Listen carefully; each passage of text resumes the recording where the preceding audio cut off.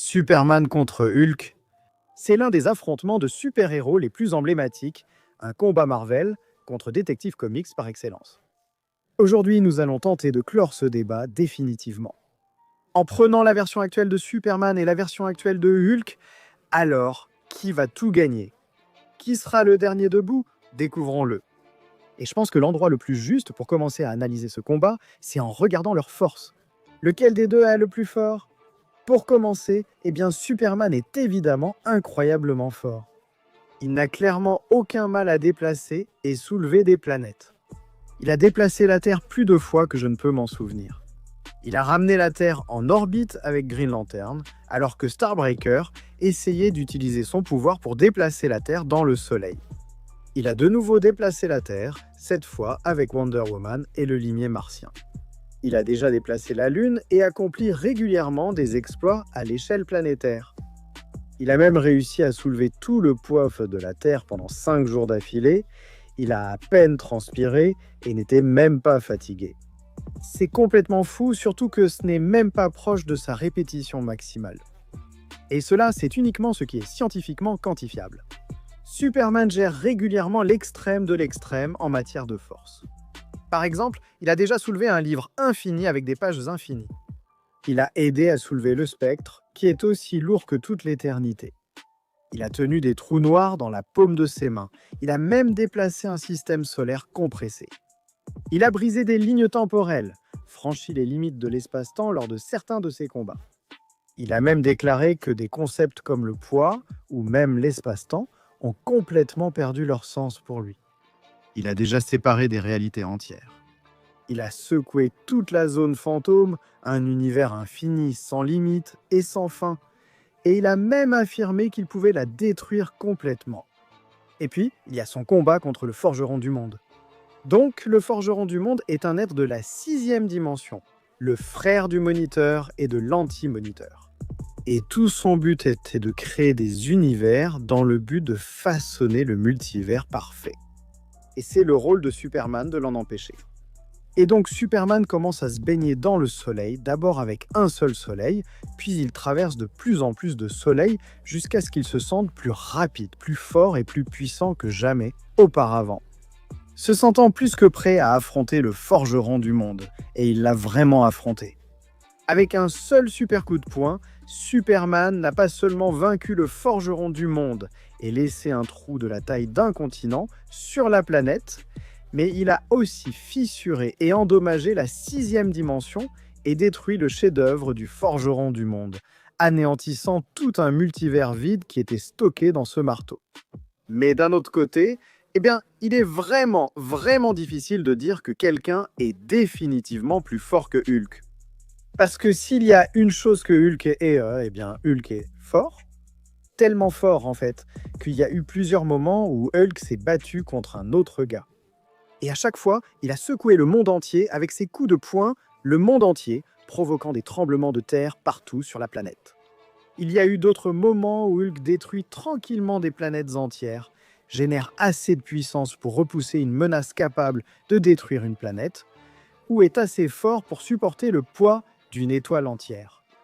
Pendant sa phase de briseur de monde, Hulk était tellement puissant que, pour commencer, aucun des Avengers ne pouvait même s'approcher de lui, encore moins l'arrêter.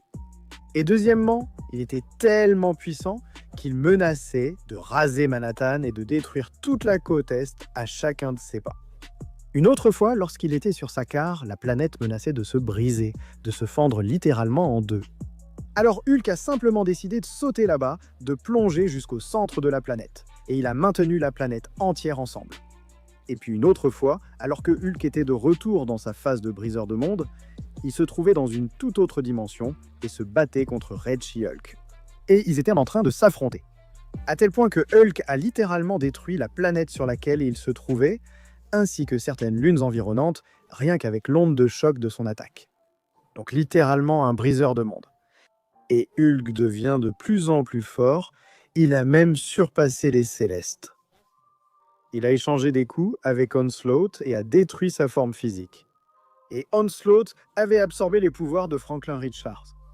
Puis, en tant que soleil fracturé, Hulk a réussi à briser la chaîne incassable de l'éternité, qui avait été forgé à partir du premier firmament, une entité conceptuelle plus ancienne que l'éternité, et même que le concept de la réalité elle-même.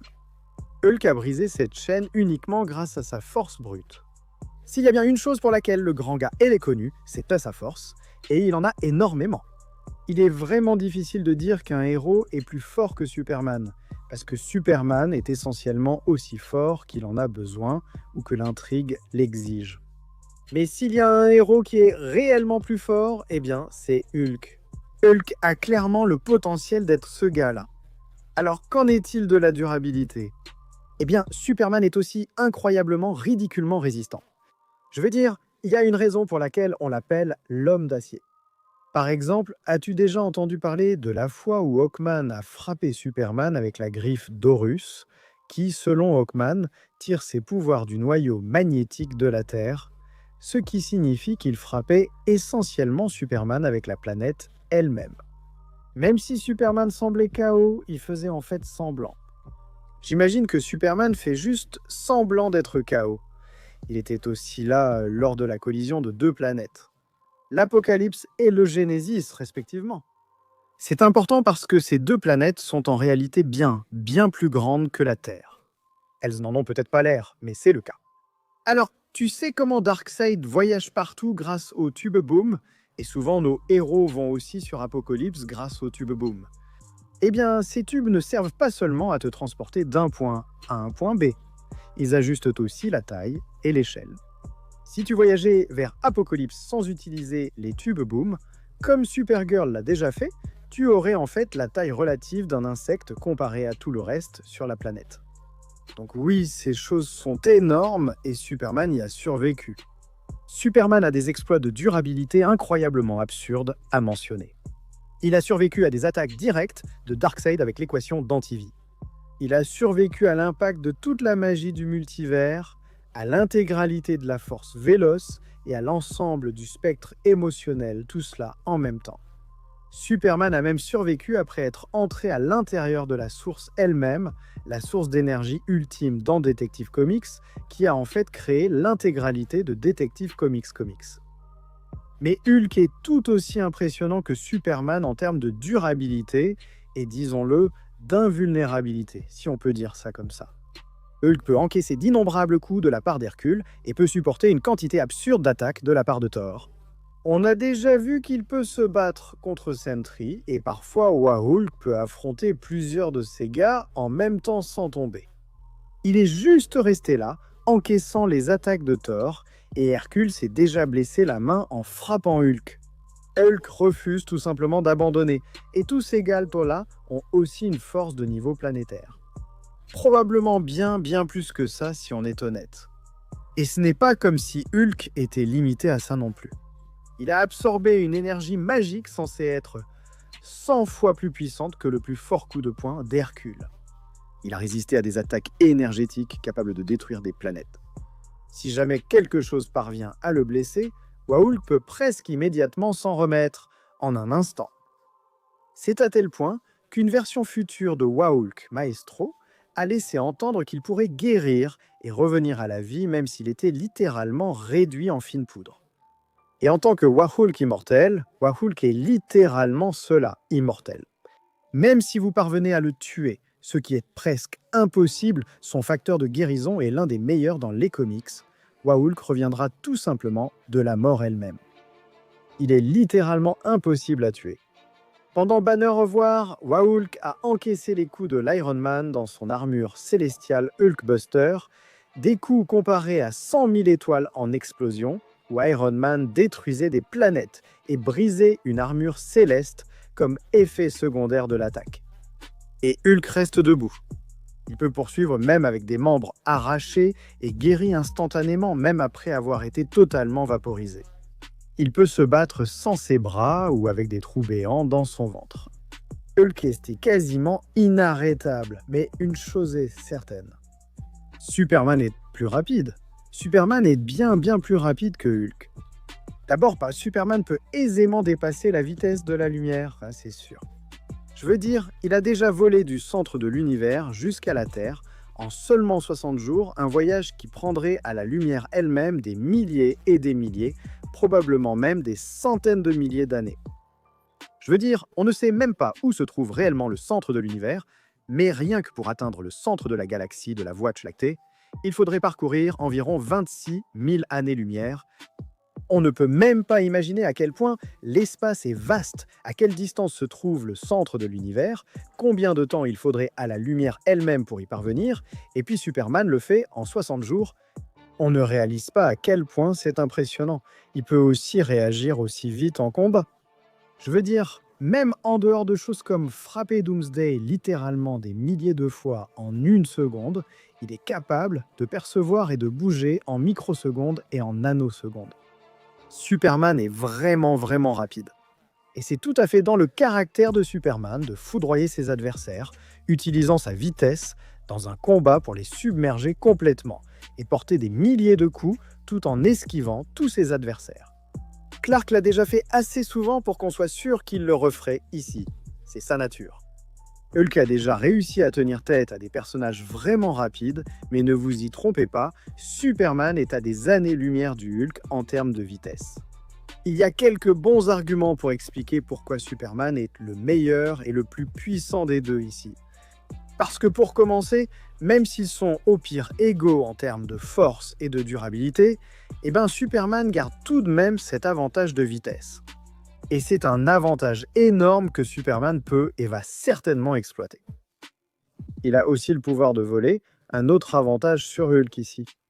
Maintenant, Hulk développe certains pouvoirs gamma au fur et à mesure, comme le fait de pouvoir libérer de l'énergie gamma depuis tout son corps, ou même tirer de l'énergie gamma depuis ses yeux. Mais je pense quand même que Superman garde un avantage assez net avec sa vision thermique et son souffle glacial. Sa vision thermique a littéralement réussi à brûler Doomsday jusqu'à le réduire en cendres.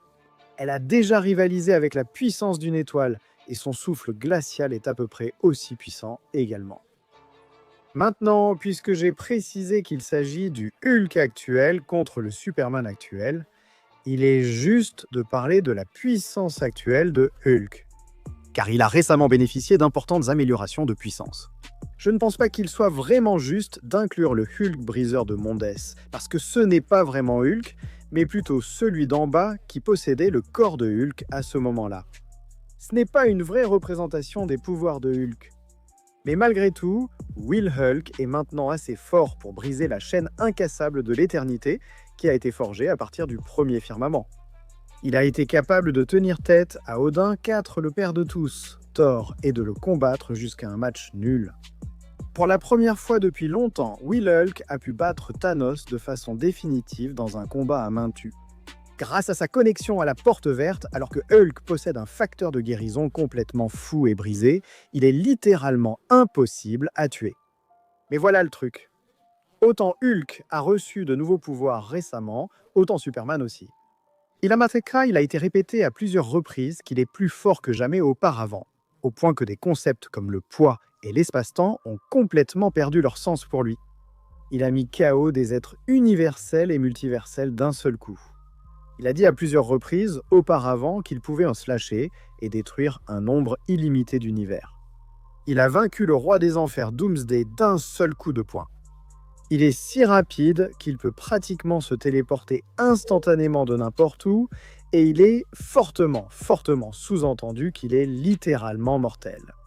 Et pas seulement ça, mais ce Superman actuel est essentiellement un Superman composite maintenant.